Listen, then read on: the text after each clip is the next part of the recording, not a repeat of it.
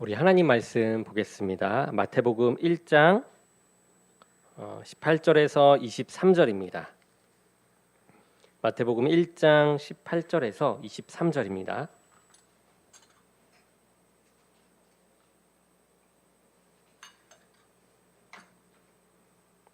우리가 한 절씩 교독하도록 하겠습니다. 예수 그리스도의 나심은 이러하니라. 그의 어머니 마리아가 요셉과 약혼하고 동거하기 전에 성령으로 잉태된 것이 나타났더니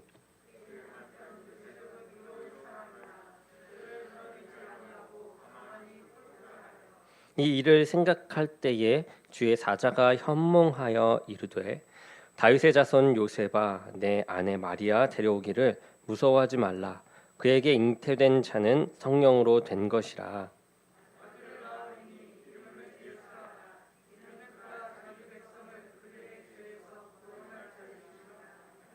이 모든 일이 된 것은 주께서 선지자로 하신 말씀을 이루려 하심이니 이르시되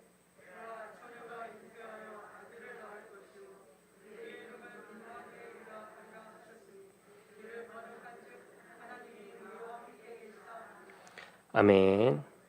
자, 잠시 기도하겠습니다. 사랑해 주님 감사합니다. 오늘도 찬양으로 또 기도로 시작하였습니다. 우리 이제 말씀 가운데 우리가 더욱더 집중하여 하나님께 나아갈 시간 되게 도와주셔서 주의 온전한 말씀이 선포될 수 있도록 주의 종의 입술과 생각과 마음 주관하여 주시옵소서. 함께 하실 주님을 믿사오며 예수 그리스도의 이름으로 기도드립니다. 아멘. 아멘. 오늘 말씀의 제목은 구원과 사랑의 이름 임마누엘입니다. 예수님의 탄생, 이 탄생은 그 과정부터가 이제 평범한 그 일상과는 거리가 먼 그 예사롭지 않은 모습을 보입니다. 누가복음 2장에 보면 이 천사 가브리엘이 이 처녀 마리아에게 나타나게 되죠. 나타나서 이야기합니다. 하나님의 아들을 너가 낳을 것이다. 그리고 그 아들의 이름을 예수라라고 하라라고 이야기하십니다. 그리고 마리아는 곧 성령으로 잉태를 하게 되죠. 이 마리아의 임신 사실은 그녀와 약혼한 요셉에게는 어땠을까요? 아주 당황스러운 일이죠.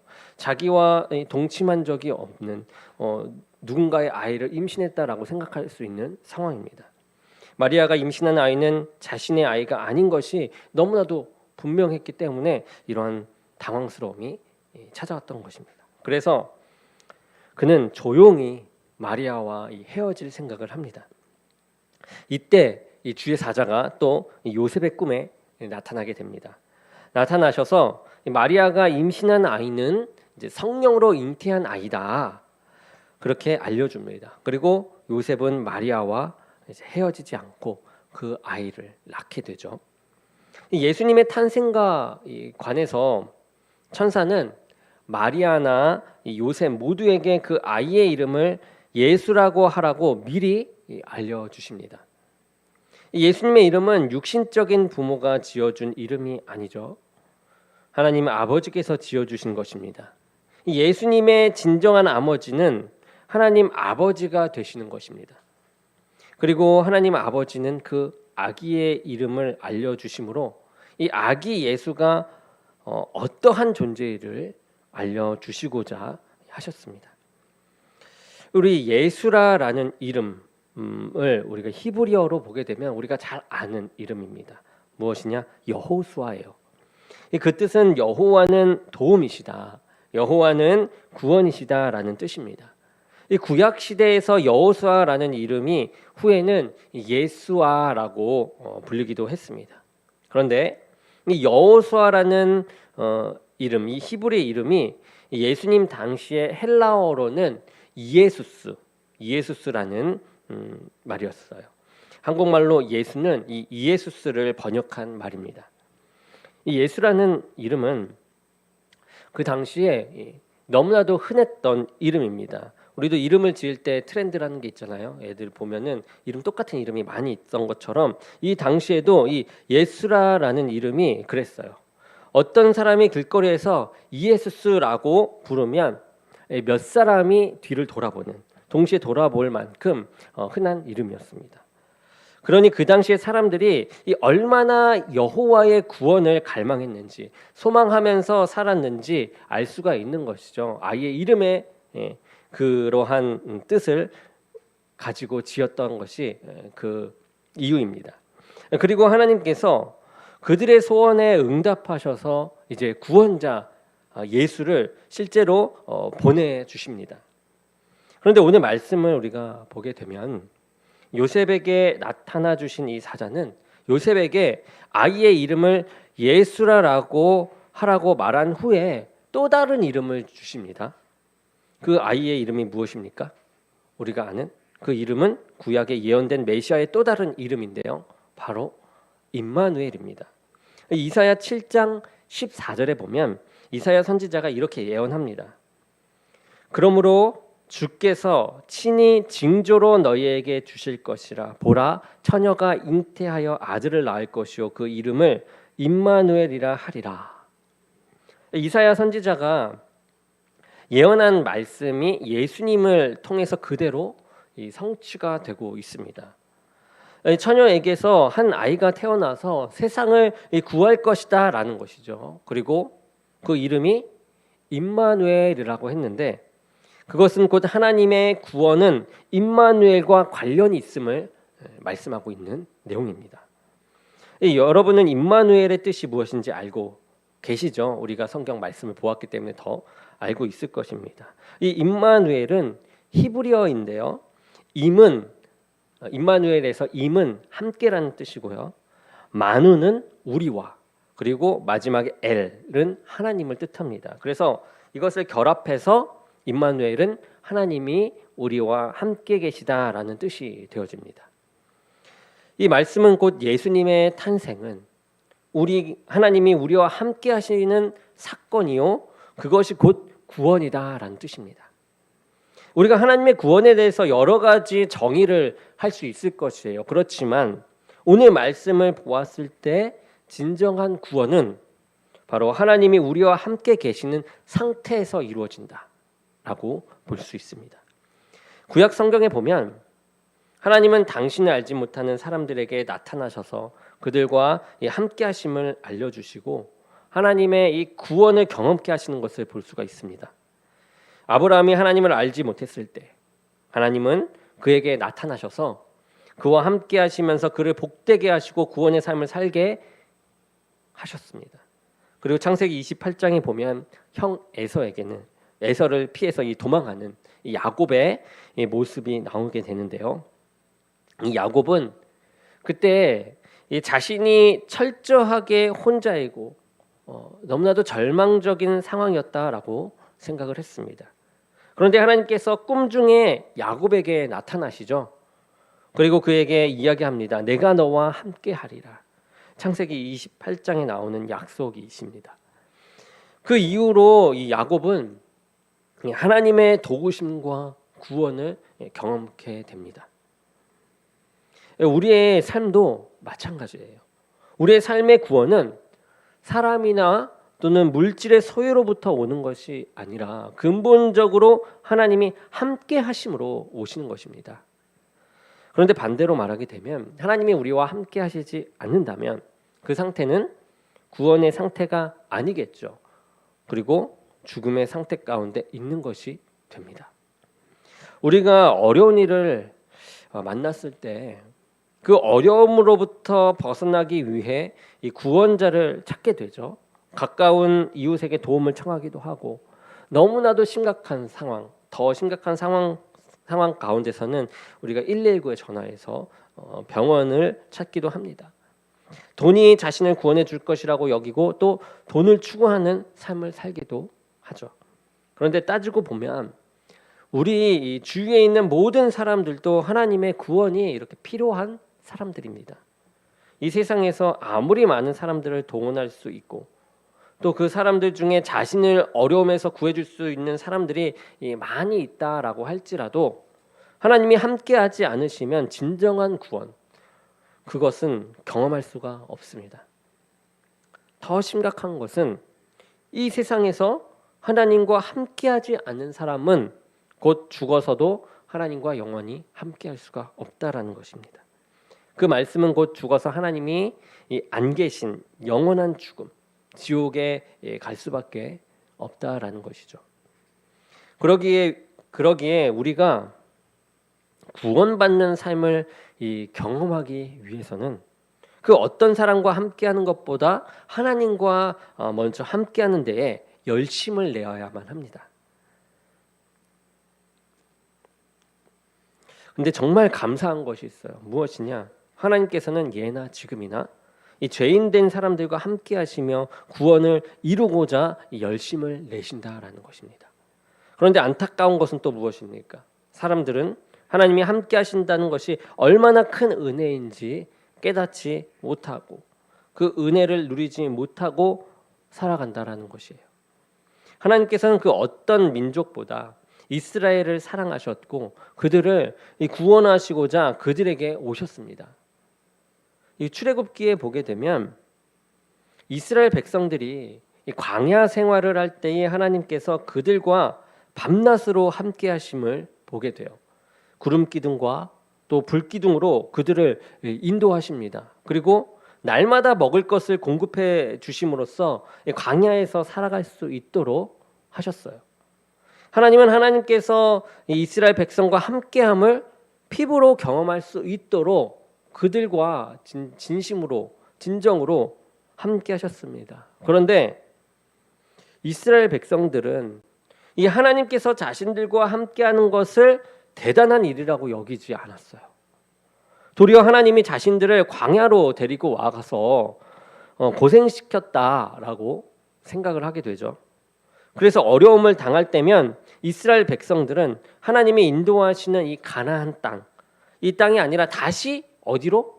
애굽으로 돌아가고자 했습니다. 그러면서 모세와 하나님을 원망하곤 했죠.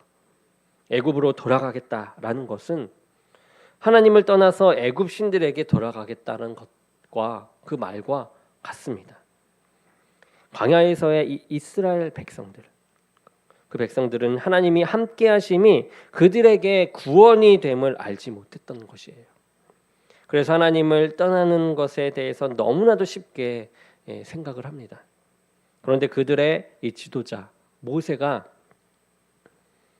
그들과는 다른 모습을 보이죠. 그들과는 정말 달랐습니다. 모세는 이스라엘의 구원은 하나님과 이 함께 하심에서 달렸음을 잘 알고 있었어요. 그렇지 않습니까? 모세는 하나님이 없었다면 그 애굽으로 찾아가지도 못했을 것이에요. 하나님이 함께 하신다 그 말 하나로 애굽을 향해 달려가서 그 많은 백성들을 구해냈던 것입니다. 이 이스라엘 백성들이 그런 상황 속에서 금송아지를 만들었을 때 하나님께서 크게 진노하셨죠.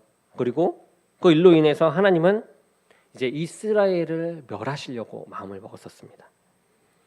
그때 모세가 하나님과 이스라엘 백성 사이에서 중재를 합니다. 그러므로 인해 이스라엘 백성이 죽음을 면케 되었어요. 그런데 출애굽기 33장에 보면 하나님은 그 일로 내가 사자를 내 앞서 보내어 가나안 땅에 들어가도록 하겠다. 하지만 나는 너희와 함께 올라가지 아니하니라고 말씀하십니다. 왜냐하면 너희는 목이 곧 백성인즉 내가 중로에서 너희를 진멸할까 염려합니다라고 했습니다. 하나님은 이스라엘을 구원하실 수도 있고 또 진멸하실 수도 있는 분이세요. 그런데 그들이 하나님을 진노케 할 때 하나님께서 그들을 진멸할까 하여 그들과 함께 가지 않겠다라고 하셨습니다. 그때의 모세는 출애굽기 33장 15절에 주님께서 친히 가지 아니하시려거든 우리를 이곳에서 올려 보내지 마옵소서라고 간구를 합니다. 모세는 이스라엘 백성들의 구원이 하나님으로부터 나옴을 너무나도 잘 알고 있었습니다.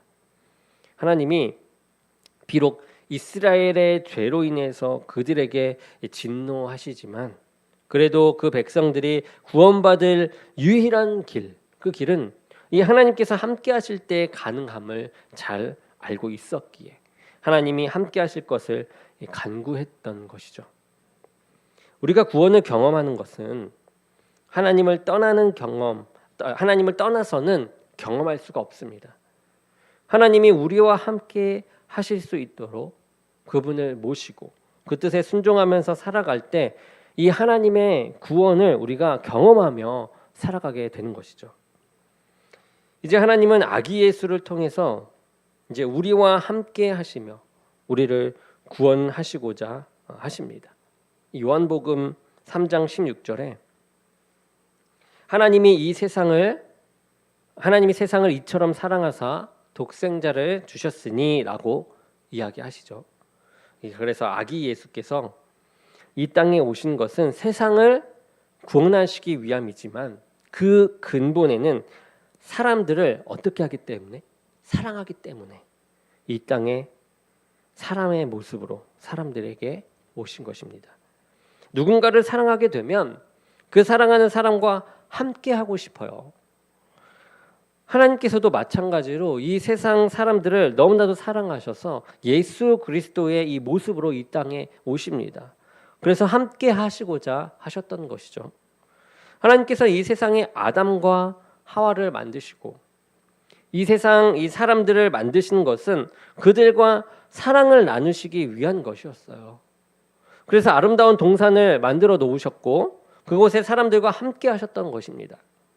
그런데 하나님께서는 우리를 사랑하셔서 우리와 함께 하시고자 하시지만 이를 방해하는 것이 있으니 바로 죄예요. 하나님께서 아담과 하와와 함께 하시고자 하셨습니다. 그들과 멀어질 수밖에 없는 상황이 그런데 생겨버려요. 바로 하나님의 말씀에 이 불순종해서 죄를 지었기 때문입니다. 사단의 유혹에 넘어갔기 때문이에요. 죄를 지었을 때 나타난 현상이 있는데 그것은 하나님의 낯을 피해 숨는 것입니다. 아담과 하와는 죄를 지은 후에 하나님의 얼굴을 피해 숨게 돼요. 이게 무슨 말입니까? 하나님과 함께하면서 벗어나는 행동을 하는 것이죠. 죄라고 하는 것은 사람끼리도 갈라지게 하지만 무엇보다 하나님과 사람 사이를 함께하지 못하도록 갈라놓습니다. 죄는 하나님과 멀어지는 삶을 살아가도록 해요. 곧 구원과 멀어지게 되는 것입니다. 사단의 목적이 무엇입니까? 우리를 죄짓게 하는 것이에요. 무엇이에요? 그 말은 죄짓게 하는 것은 바로 하나님과 나를 갈라놓는 것입니다. 그것이 사단의 목적이에요.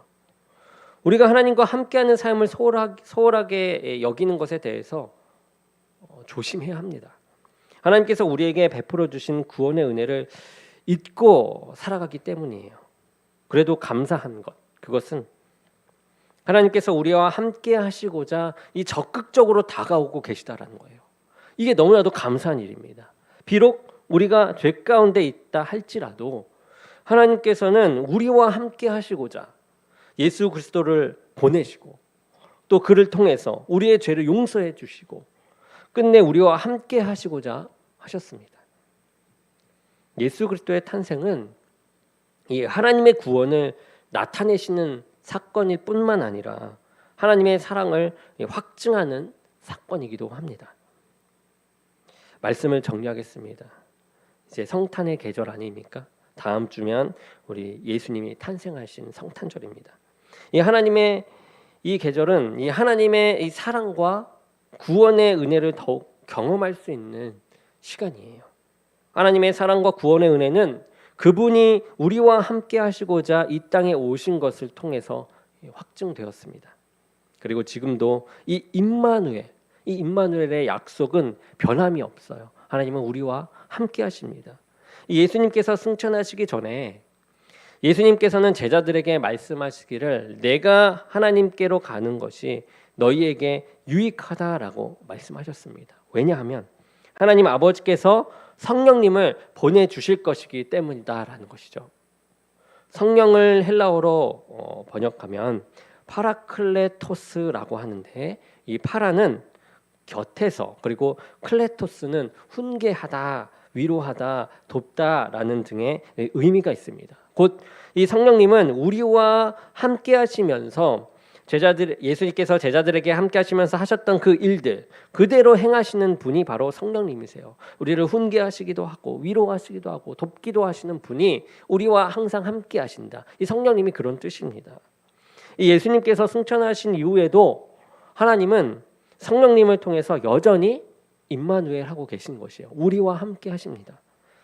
이 하나님은 죄인된 우리를 사랑하셔서 어둠의 죄의 간격을 넘어서 우리에게 오셨어요.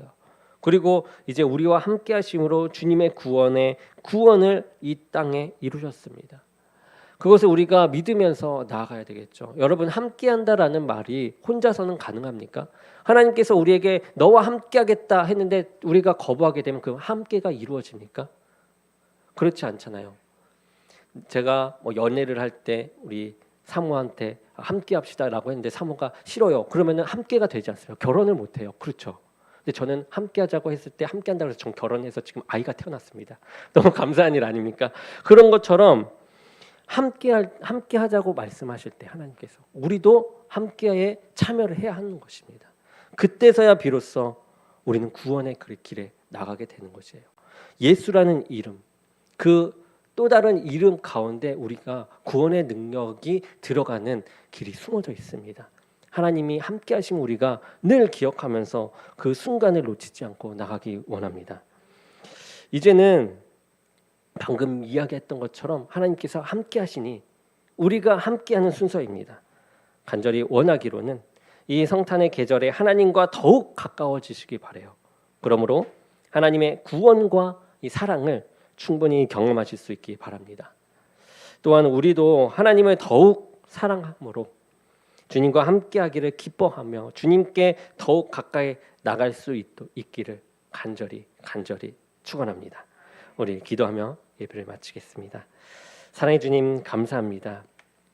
임마누엘 하시는 주님, 우리와 항상 함께 하시는 주님, 그 은혜가 너무나도 놀랍고 감격스럽습니다. 주님, 그 함께함에 우리가 동참하게 하시고 우리가 따르게 하여 주시옵소서. 그 힘과 능력과 사랑을 아버지 우리가 실천할 수 있게 하여 주옵소서. 함께 하실 주님을 믿사오며 예수 그리스도의 이름으로 기도드립니다. 아멘.